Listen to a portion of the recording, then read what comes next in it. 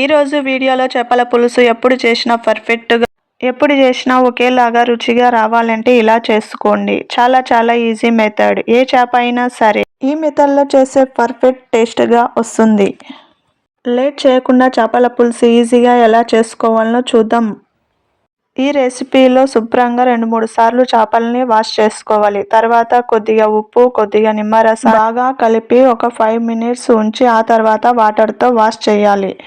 ఇప్పుడు దీనికి కావాల్సిన 1 స్పూన్ జీలకర్ర, 2 స్పూన్ల ధనియాలు, అర స్పూన్ మెంతులు, ఒక 15 వెల్లుల్లి కోవాలి. మిక్స్ పట్టాలి. మెత్తగా ఇలా మిక్సీ పట్టిన తర్వాత ఒక నిమ్మకాయ సైజ్ అంత చింతపండు తీసుకోవాలి. ఇందులో వాటర్ వేసి ఒక 5 minutes పెట్టాలి. 2 మీడియం సైజ్ టమాటాలు తీసుకోవాలి. ఫస్ట్ మిక్స్ పట్టుకున్న మసాలాలో టమాటాలు వేసి మెత్తగా మిక్స్ పట్టుకోవాలి.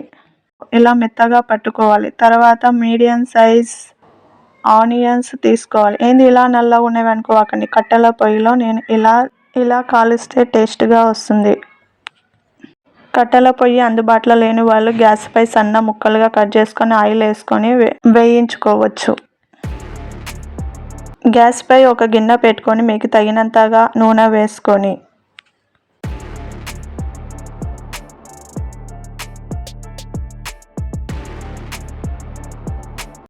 ఆయిల్ వేడెక్కిన తర్వాత ఆనియన్స్ వేసుకొని బాగా కలుపుతూ ఉండాలి.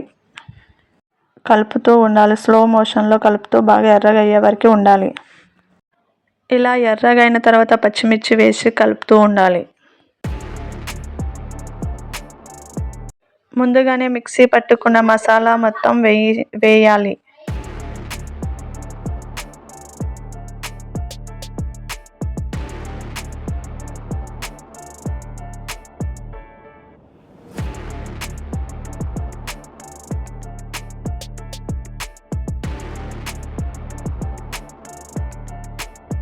ఇలా కలిపిన తర్వాత ఒక 5 నిమిషాలు ప్లేట్ మూసి మగ్గనివ్వాలి.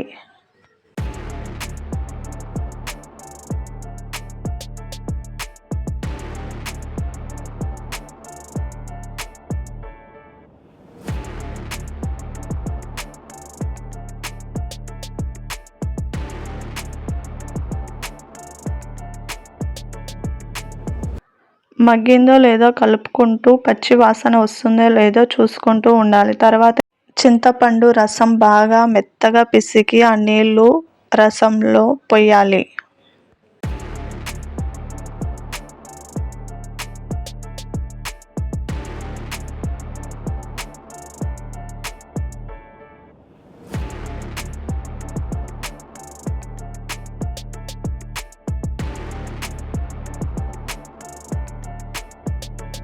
రుచికి తగినంత కారం, చిటికెడు పసుపు, రుచికి తగినంత ఉప్పు అన్నీ వేసి బాగా కలపాలి. అడుగు అంటకుండా కలుపుతూ ఉండాలి.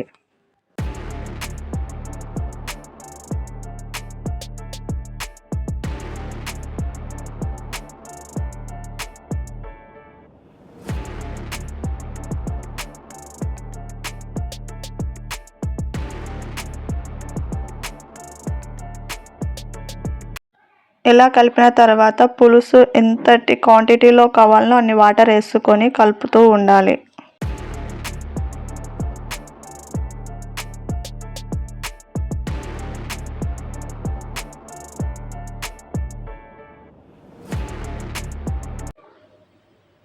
పులుసు రెడీ అయినాక చేపలు వేసి మగ్గనివ్వాలి.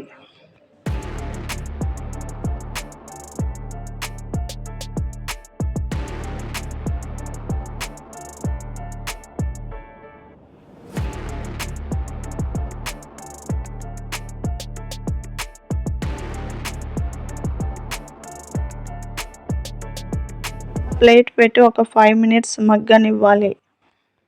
తర్వాత తెరిచి చూడండి. చేపల పులుసు మగ్గిందో లేదో, చేప ఉడికిందో లేదో ఇలా ట్రై చేయండి ఒత్తి.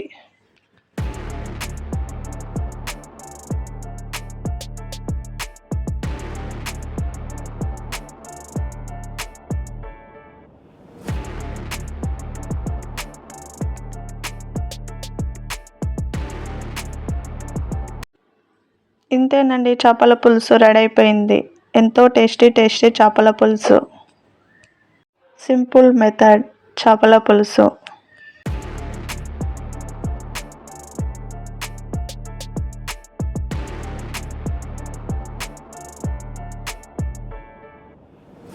చాలా సింపుల్ మెథడ్లో చేపల పులుసు రెడీ అయిందండి. నేను చేసిన చేపల పులుసు నచ్చితే లైక్ అండ్ సబ్స్క్రైబ్.